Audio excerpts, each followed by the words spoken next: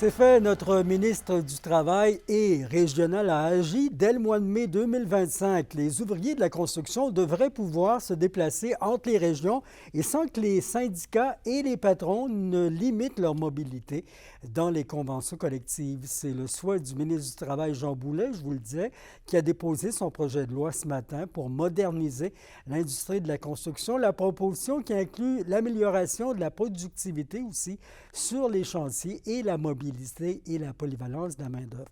Et selon Guillaume Hull, il est porte-parole de l'Association de la construction du Québec, c'est un projet de loi qui répond aux demandes.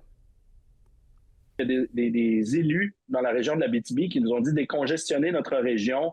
On a toujours les mêmes soumissionnaires, toujours les mêmes entrepreneurs, toujours les mêmes travailleurs et leurs carnets de commandes sont déjà pleins. On aimerait ça faire appel à des entrepreneurs, des travailleurs de la région de Mont-Laurier ou de la région de l'Outaouais, par exemple. Mais imaginez-vous que les travailleurs de la région de Mont-Laurier sont considérés comme dans celle du Grand Montréal. Donc, on ne peut pas faire venir qui on veut, quand on veut. C'est le 1er février aujourd'hui et c'est le premier jour du mois de l'histoire des Noirs au pays. Pour l'occasion, le Carrefour Jeunesse Emploi d'Abitibi-Ouest, avec la MRC, a mis sur pied le Balade à eau. C'est une série de balados pour donner une voix aux nouveaux arrivants issus de la diversité culturelle, dont la MRC. Et Anthony Dallaire nous en parle. Quand tu grandis, partout où tu te trouves, tu dois te sentir chez toi. C'est le secret. Voilà le genre de confidence que vous pourriez entendre dans le nouveau balado mettant en vedette la diversité culturelle en Abitibi-Ouest. Une occasion de s'exprimer que n'a pas laissé passer le Camerounais Guy Justice qui habite la région depuis 8 mois. Je me rends compte qu'il y a aussi beaucoup de personnes qui ne connaissent pas vraiment les Noirs. Ils les voient, mais ils ne les connaissent pas. Ils ne connaissent pas ce qu'ils vivent. Tu sais, il y a une différence entre vivre quelque chose et venir la partager avec les autres. Nous venons de différentes régions en Afrique. Du Burkina Faso, du Cameroun, on a des différentes cultures. Nous ne sommes pas tous les mêmes là. Pour lui, c'est aussi l'opportunité de rappeler que l'intégration est l'affaire de tous. L'amour, c'est énorme. Parce que si les gens avaient de l'amour à travers les autres, il y a beaucoup de choses dans ce monde qui ne se feront pas. On a beaucoup de choses à offrir. Tout ce qu'on veut là, c'est vivre tranquillement notre vie, sans toutefois nuire à autrui. 70, c'est le nombre de nouveaux arrivants sans compter leurs familles qui se sont établis dans la MRC l'an dernier et qui font affaire avec le Carrefour Jeunesse Emploi.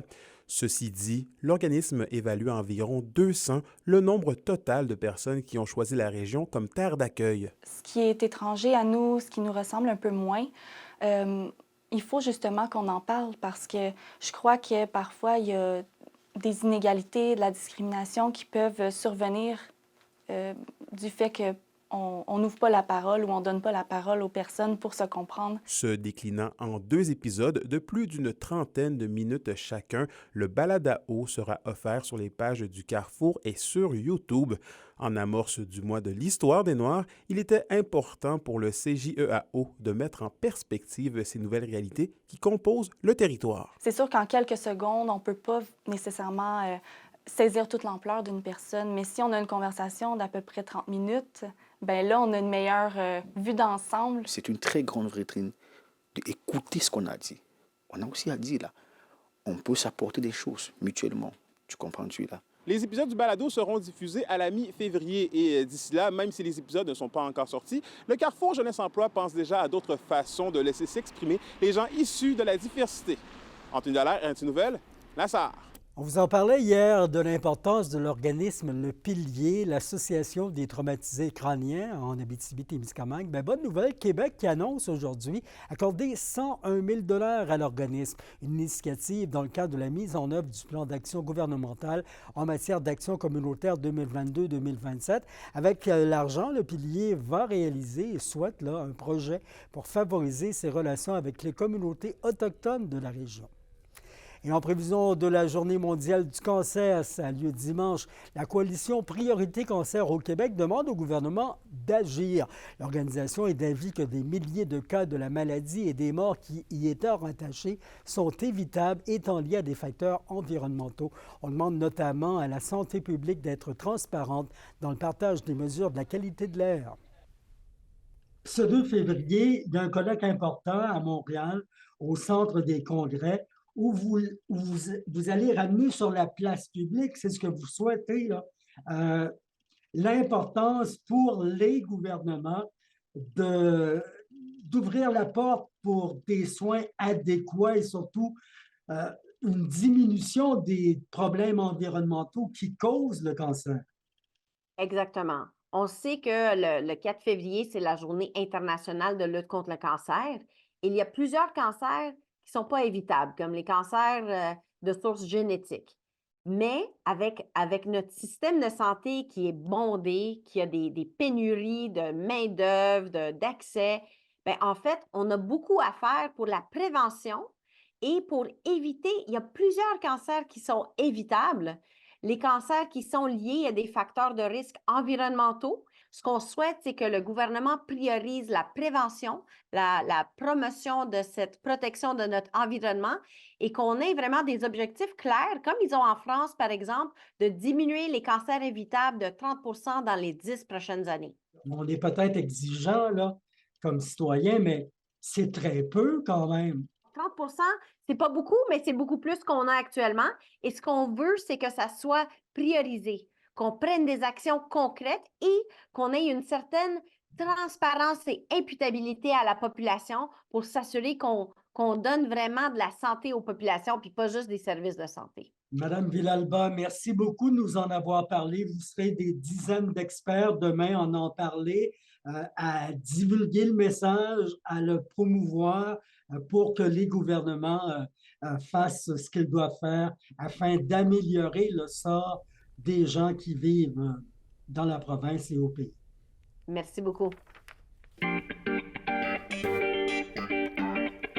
On a lancé aujourd'hui à Amos la 3e saison du Dragon des Neiges par les productions du Raccourci. L'événement annonce la sortie du livre inspiré du spectacle dans les librairies participantes ainsi que les représentations prévues en février et jusqu'au mois d'avril dans la région ici, mais aussi dans les Laurentides. Depuis samedi, il y a une soixantaine de motoneigistes qui parcourent les pistes dans le cadre de l'expédition des Premières Nations. Et qu'Émilia, les motoneigistes devraient arriver là, d'une minute à l'autre à Picogan. Oui, et Yvon, je dois vous dire qu'ici, l'ambiance, elle est palpable, elle est survoltée. Les gens attendent, les motoneigistes sont attendus. Et je dois vous rappeler que c'est une expédition qui vise à rendre hommage aux enfants des pensionnats et aussi aux femmes et aux enfants qui ont été portés disparus. D'ailleurs, l'expédition s'en vient bientôt et devrait s'arrêter juste ici, là, devant la maison des parents de Cindy Rupperthouse, qui a été portée disparue en 2014. Donc, comme je vous le disais, ça va se poursuivre durant les prochains jours. Ils vont s'arrêter à Rouyn-Noranda et ensuite, l'expédition va se poursuivre au Témiscamingue le 4 février. Merci, Kémélia. Les Cataractes de Shawinigan ont eu raison des Foreurs de Val-d'Or en remportant le match 1-0 hier soir. Seul but lancé par Yeri Klima en 3e période. Le Vert et Or en est maintenant à une 14e défaite de suite pour la saison. Nathan Drapeau et Xavier Sarrazin ont quand même été choisis première et 3e étoile de la rencontre pour les Foreurs. Demain, on fait face au Phoenix de Sherbrooke. On est au Palais des Sports à Sherbrooke, le Palais des Sports Lionel Gourdet à 19h. Notre concepteur de tableau météo gardait ses soleils en réserve. Et voilà qui en a besoin ce soir.